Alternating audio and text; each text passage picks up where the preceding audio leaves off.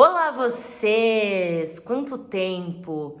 Eu queria voltar com o vídeo falando sobre o futuro do Grêmio, mas eu vou deixar para amanhã porque eu convido a Keke, que sabe muito do Grêmio, vai poder falar com mais propriedade para vocês. Então eu vou ter que falar do campeão, do grande campeão da temporada. E para isso eu queria voltar um pouquinho no tempo, até porque quem acompanhou o canal em 2020, sabe o quanto eu sofri ali com o Luxemburgo e o quanto eu quis a saída dele. Mas antes disso, não se esqueçam, se eu volto, o Ano Futebol também volta, então clica aqui no link da descrição, baixa o aplicativo, entra lá no site deles. Eles estão voando agora com transmissão de jogos e tudo mais, então assim, ó, eles são meus preferidos e eles vão ser o de vocês também. Eu sempre entro numa confusão mental aqui, mas eu vou tentar olhar pra câmera igual vocês sempre pedem. Mas é o seguinte, se a gente voltar um pouquinho lá no tempo, entender o que poderia ter sido a temporada do Palmeiras e o que se tornou no fim, é uma coisa completamente inesperada, porque na verdade é uma das temporadas mais históricas do clube. Acho que a gente só vai se dar conta disso daqui a alguns anos, quando os historiadores fizerem um levantamento de tudo o que aconteceu dessa nova era do Palmeiras, né, que eu traço de 2014 para cá, que é quando o Palmeiras escapa da queda, ano da inauguração do Allianz, e consegue começar a reverter contratação, jogador e títulos, que é o que faz um time atingir um patamar muito alto. E hoje em dia o Palmeiras está muito ao lado do Flamengo, né, como os dois grandes clubes que todo ano iniciam a temporada como favoritos. Bom, o Palmeiras começa lá atrás trazendo o Luxemburgo porque não conseguiu quem queria, então o São Paulo ele negou a proposta, afinal ele queria um salário absurdo. E o Luxemburgo veio muito porque o Palmeiras sempre foi o clube que recorria aos seus grandes ídolos da história, também como uma forma de escudo e resposta para a torcida, né? E o Luxemburgo é muito vitorioso, um dos preferidos da história, então ele tinha também essa função e tinha feito um bom trabalho no Vasco e acreditavam que no Palmeiras ele podia ter esse ressurgimento aí depois de realmente ficar muito abaixo durante muitos anos. E aí ele não consegue fazer o Palmeiras jogar um super futebol, né, um futebol vistoso, porque tudo no futebol é expectativa. Então se um treinador chega falando que ele vai te entregar um time que vai jogar bonito, a torcida espera um time que joga bonito. E isso não aconteceu. Então o Palmeiras ganhou a Florida Cup, que enfim, é um campeonato que a gente sabe, é mais um amistosão ali, e joga o Paulista, né? E nisso tudo, o Covid comendo solto, rolando aí pelo mundo inteiro, e os problemas acontecendo. E aí, o Palmeiras não se encontra, mas a nossa grande surpresa foi realmente conseguir subir os meninos da base e eles se transformarem em titulares absolutos, porque o que eles apresentaram de futebol, a maturidade, a cabeça, o desempenho, tudo isso foi muito superior a tudo que os titulares, né, que deveriam já há muito tempo no Palmeiras estar demonstrando alguma coisa, não estavam fazendo. Então, quando o Luxemburgo ganha o Paulista em cima do Corinthians, não é que ele ganha jogando muito bem, né? Ele simplesmente consegue prolongar a sua estadia ali dentro do Palmeiras, porque a torcida já tá chiando um pouco do que vem sendo apresentado. Até por ter sofrido um pouco ali contra o Corinthians, sendo que não precisava, né? E aí as coisas continuam e o Luxemburgo consegue ficar se mantendo em cima daquele futebol mais ou menos, que consegue gol no final, e esse gol no final, e mais o título que ele conseguiu em cima do grande rival, o título paulista que não acontecia desde 2008, a torcida sim queria, isso vai fazendo com que ele continue ali, que ninguém queira ele fora. Nas coletivas ele sempre passa um grande pano pro mau trabalho que ele tem feito, até que fica insustentável, dentro do brasileiro principalmente ali, né?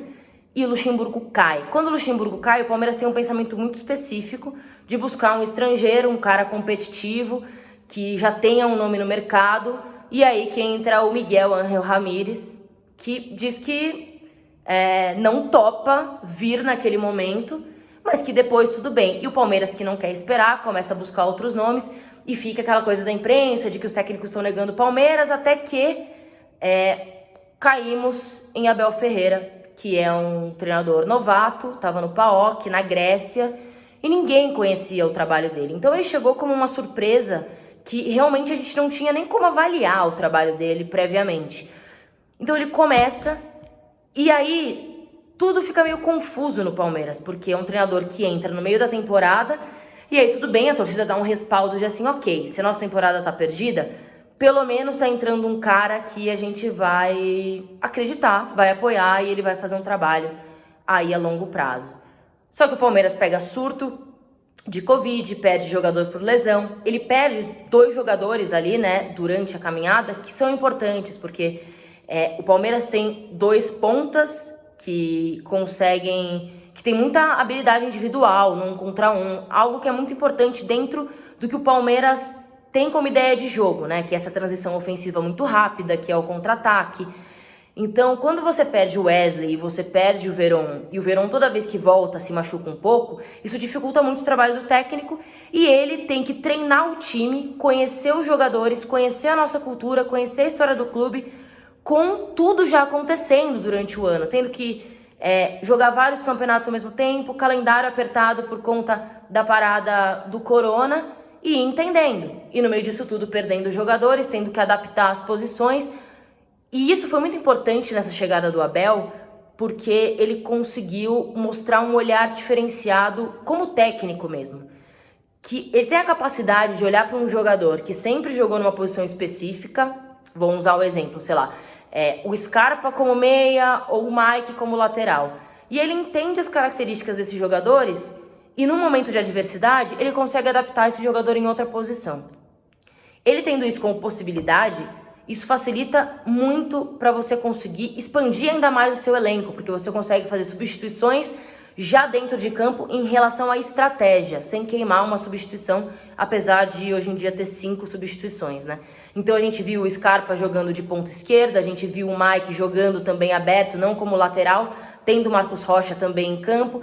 Ele ressurgiu aí com o Scarpa, né, que também é um trabalho um pouco do Andrei, que era realmente de entender do Rafael Veiga, que ele não era um meia criativo, ele é um meia atacante, que já joga mais lá pra frente e que a partir desse momento que ele avançou no campo, ele passou a ser o cara que além de dar muitas assistências, ele finaliza muito no gol, faz muitos gols e foi um dos caras do ano ali do Palmeiras, que a gente tem que tirar o chapéu pra todo mundo, porque foi um coletivo muito forte, muito aguerrido, assim, um ano difícil, e claro, tirar todos os chapéus da torcida inteira pro Everton, que realmente foi exemplar e carimbou ali o seu papel de melhor goleiro do Brasil.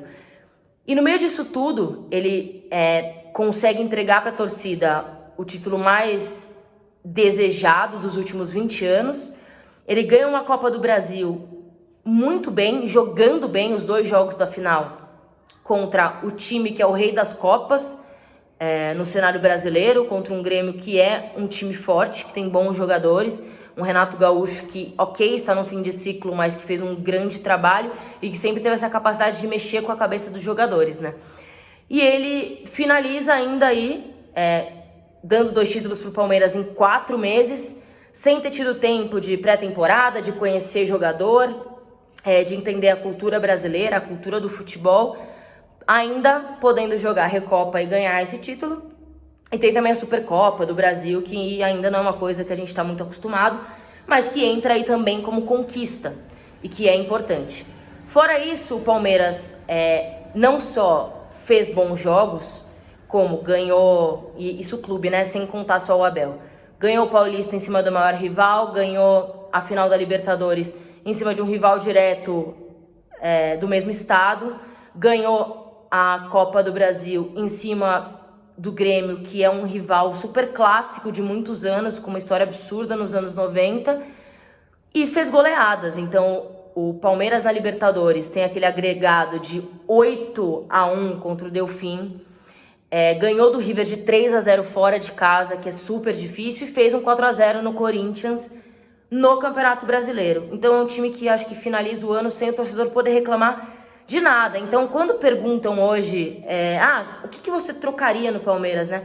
Parece um pouco de ingratidão da nossa parte, ficar apontando ali o que precisa fazer. Porque o Palmeiras hoje, o Abel conseguiu tirar tudo de todos os jogadores. Então ele é um time que precisa de poucos ajustes, porque o elenco já é muito bom. E ali precisa do que faz falta, né? Que é ter outro lateral direito, ter um centroavante para brigar por posição com o Luiz Adriano, tentar um meia mais criativo, ou talvez, já que o Abel conseguiu tanto recuperar outros jogadores, talvez ele consiga fazer o Lucas Lima ser esse cara. É muito difícil acreditar nisso, mas é uma opção que ele tem, é um jogador que ganha 1 milhão por mês e tá aí disponível. E fora tudo isso, tem uma outra parte que a temporada vai emendar, né? Então os jogadores estão saturados fisicamente, eles precisam descansar um pouco. O Palmeiras, nesse início de Paulista, ele tem a oportunidade de repetir o feito do ano anterior, que é lançar novos meninos da base. E isso virar uma coisa constante do Palmeiras, como o Santos sempre fez. Então colocar a molecada para jogar, pegar jogadores que já estão prontos da base, subir pro profissional e deixar ganhar caldo aí nesse início de Paulista, entendendo quem pode ganhar uma vaga real no time, como foi o caso de Wesley, de Veron, de Patrick de Paula, de Danilo, de Gabriel Menino. Eu tô falando de jogadores que foram extremamente decisivos. O Patrick de Paula bateu o último pênalti contra o Corinthians. O Gabriel Menino fez um absurdo na Libertadores. Danilo substituiu o Felipe Melo de uma forma que ninguém imaginava. E aí você pega ontem o jogo da final, você tem um gol do Wesley e um gol do Gabriel Menino. Então, assim, o Palmeiras está com o cenário perfeito para continuar construindo uma história muito vitoriosa nesta era. Então, é uma temporada que segue e que acho que só tem a crescer. O Palmeiras precisa ser um pouco mais estável, mas é difícil falar disso em uma temporada que emenda e que os jogadores estão completamente desgastados. Mas que o que tem para melhorar ali em relação a meio campo, a construção, a talvez apresentar um futebol mais vistoso, que era o que se buscava há um tempo atrás, talvez o Abel consiga isso com um pouco mais de calma agora, já que ele tem tanto respaldo pelas vitórias que ele conseguiu. E aí, fora isso, só para deixar clara a questão do futebol reativo, falta de recurso que falam do Palmeiras. O Palmeiras do Felipão era um time que jogava futebol reativo feio, né? Que você prende na defesa a bola, todo mundo fica ali na retranca, o volante, que no caso era o Felipe Melo, que tem um baita lançamento, pegava a bola, dava no ponta ou no atacante, no caso, na época, o Dudu, que saía na correria e resolvia sozinho. O reativo do Palmeiras hoje é um time que marca, assim, que a marcação, ela muda. Então, ora o Palmeiras marca lá em cima na pressão, ora marca no meio campo, ora recua um pouco, mas é um time que toca a bola para fazer esse contra-ataque, que sobe em velocidade com qualidade. Os jogadores que enfiam a bola, que fazem essa transição, eles estão bem entrosados. Então, essas enfiadas, né, que quebram as linhas, não é por um acaso, não é aquela bola, Deus nos acuda, alguém pega lá na frente. É realmente pensado. Os jogadores, eles entram dentro da área, da grande área, com a bola no pé. É que muitas vezes os atacantes não conseguiram realmente finalizar, porque o Palmeiras podia ter até uma média maior de gols. Mas é isso do Palmeiras, acho que para encerrar a temporada que foi e começar uma nova agora, talvez esse seja um resumo bom de tudo que aconteceu e muito gratificante pro torcedor. Foi um acerto muito grande da diretoria, uma surpresa muito grata trazer o Abel, que é um cara que realmente novo, sabe que tem bastante a evoluir e que com certeza vai aprender, vai errar. Algumas vezes a gente não vai concordar com algumas escolhas dele. No Mundial isso aconteceu, mas é isso. É um cara que tem a mente tão aberta e tão vencedora que ele sempre vai melhorar depois de cometer algum erro. É isso. Podem colocar aqui a opinião de vocês sobre o Palmeiras e o que vocês esperam agora para a temporada que continua. Se realmente o time que tá ali mais próximo do Palmeiras, e tem gente que acha que um pouco acima no 11 titular, né? Outras pessoas acham que não. É o Flamengo. Espero vocês, tá bom? Um beijo e até o próximo vídeo.